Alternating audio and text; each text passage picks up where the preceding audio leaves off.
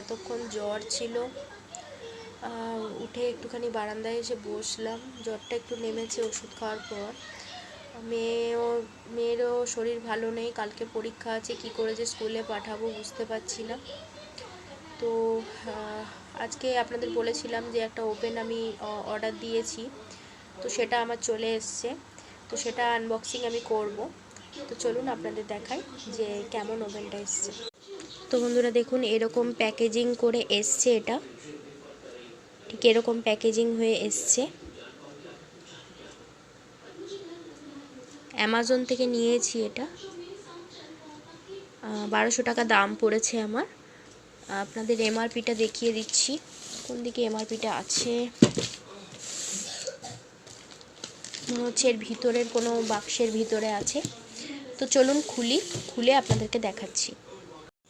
তো এখানে দেখুন, প্রথমে উপরে যে প্যাকেটটা আছে ওটা আমি কেটে নেব। তো খুব ভালোভাবে প্যাকিং করে এসছে আর কি, কেন বৃষ্টি হচ্ছে, তো বৃষ্টিতে ভিজে যাওয়ার ভয় আছে। আর খুব সাবধানে কাটতে হবে, কেন ভিতরে কিভাবে রাখা আছে বুঝতে পারছি না, নতুন জিনিস তো, আর গ্লাসের তো ভেঙে যাওয়ার ভয় আছে, সেই কারণে খুব সাবধানে খুলতে হবে। তো এত মানে চারিপাশে সেলো টেপ লাগানো, কোন দিক দিয়ে কাটবো না কাটবো খুঁজে পাচ্ছি না আর কি। তো দেখুন, এইখানে প্রথমে এই প্যাকেটটাকে আমাকে কেটে নিতে হবে, এটাও এক ধরনের সেলো টেপ লাগানো আছে।